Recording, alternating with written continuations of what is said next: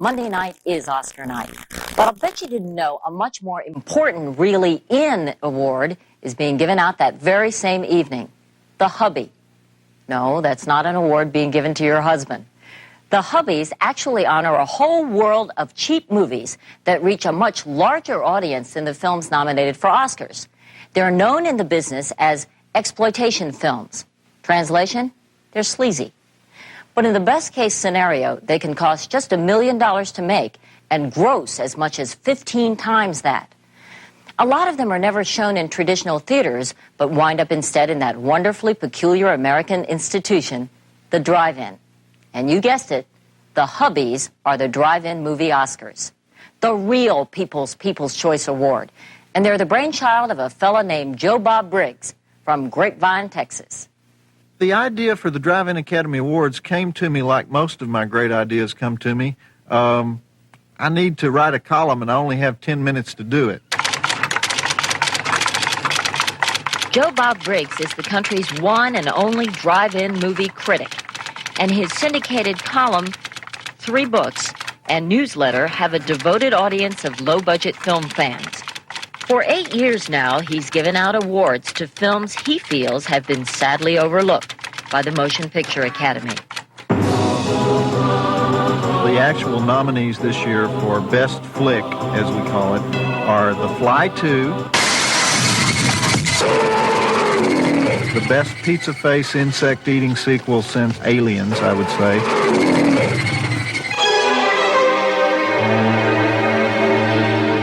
The Dead Pit, the best zombie flick that we had all last year about this evil doctor who enjoys doing a little elective bone saw surgery after work. This is sick! My God, you're a doctor! You're supposed to be saving lives! I've done life. Now I'm doing death. There's no particular kind of acting in a drive-in movie, but a drive-in movie can't be boring. That's the one thing it can't be. Of course, Joe Bob's not the only one covering the drive-in beat. Here at CBS News, we've been doing it for years. The drive-in movie takes care of everything. Courtship, babysitting, shelter, Marilyn Monroe, food and drink. In the heyday of the drive-in, the biggest year was 1956. There were about 10,000 drive-ins in America. And today, there's only about 1,000. So you can see that growth curve is not looking real good. But the good news is that 10 years ago, we were shutting down 5 or 6 drive-ins a week. And this year, we're only shutting down 2 or 3 a week.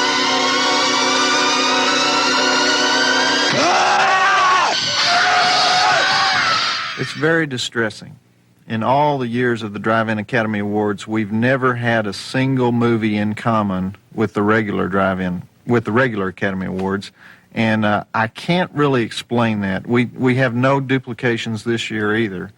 And so, you know, for example, Mutant on the Bounty was totally ignored for Academy Award consideration, even though it has been nominated for several Drive-In Academy Awards. Tom Cruise, Daniel Day-Lewis, Morgan Freeman, Robin Williams. They didn't even nominate Jim Van Bebber in Deadbeat at Dawn. You know that movie, Deadbeat at Dawn? They killed his girlfriend. He quit the gang. He became Deadbeat at Dawn. Jim Van Bebber loses 8 parts of his body in that movie, not even nominated for the Oscars. I'm Joe Bob Briggs, the Alistair Cook of drive-in movies, and let's sum up what you'll be seeing on Saturday nights this month on the one and only Joe Bob's Drive-In Theater. In his highly rated show on the Movie Channel, Joe Bob is a tireless crusader for all drive-in films.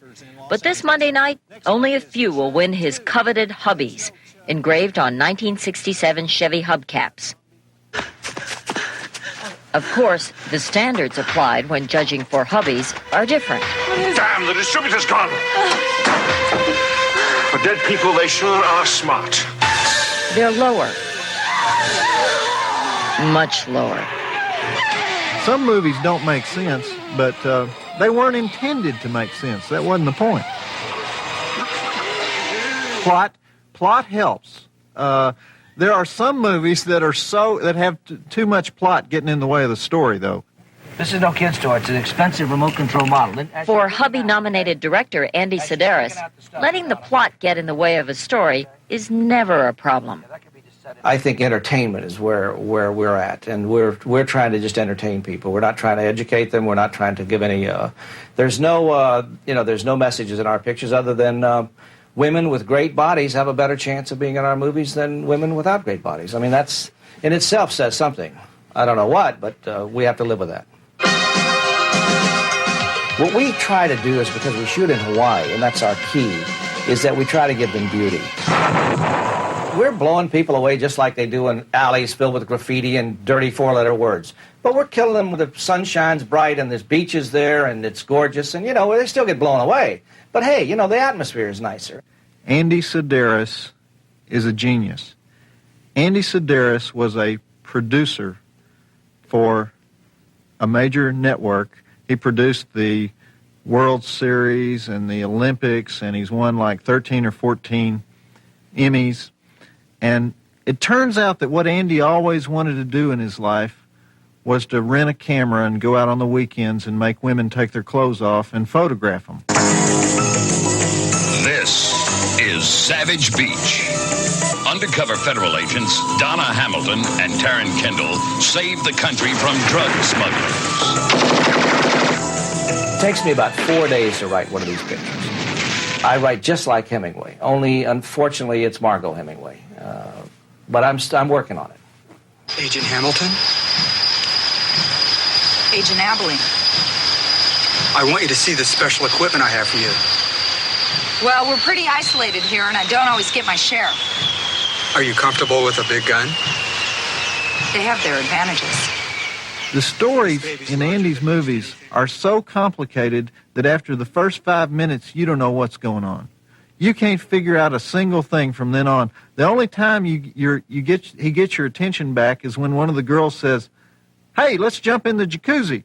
Well, Joe Bob, he's a real swell guy. He's intelligent to a point, but I mean, let's face it, he's not a rocket scientist. Joe Bob, if brains were bird droppings, Joe Bob would have a clean cage.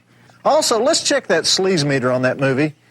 Yep, that's what I thought. We got about a 78 on the sleaze meter. Sleaziest movie so far in 1990. I don't believe this.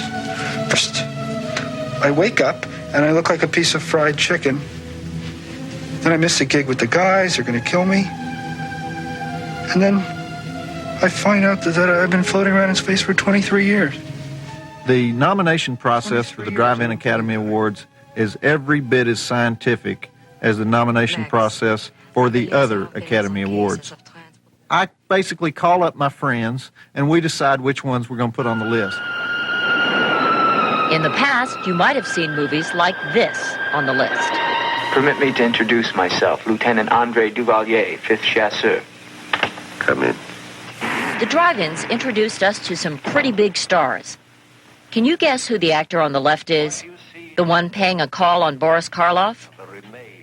It's a very young Jack Nicholson.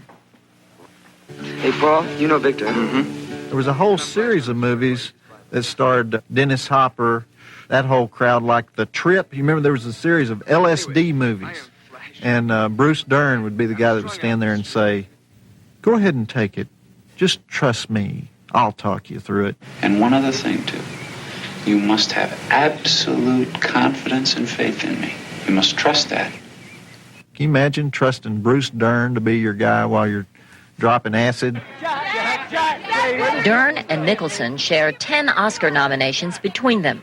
Nicholson's won twice, but neither has ever gotten a hubby from Joe Bob Briggs, who just loves to present awards the Oscars haven't thought of yet. We have a category called Best Dialogue.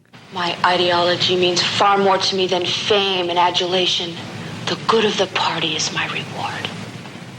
Actually, we present the award to the person who says the line, because the name of the person who writes the line goes by too fast on the screen when you watch the movie, so we never know who it is. We have Best Screamer.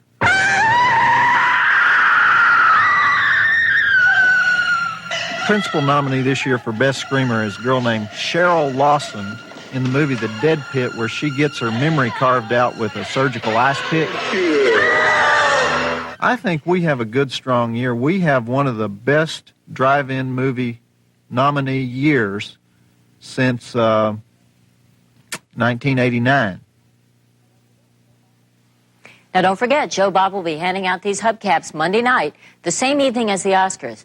But if you're planning to join him, don't get on a plane to Los Angeles. The Drive-In Academy Awards will be held at Paul's Lamplighter Restaurant in Kokomo, Indiana. There will be entertainment before and after.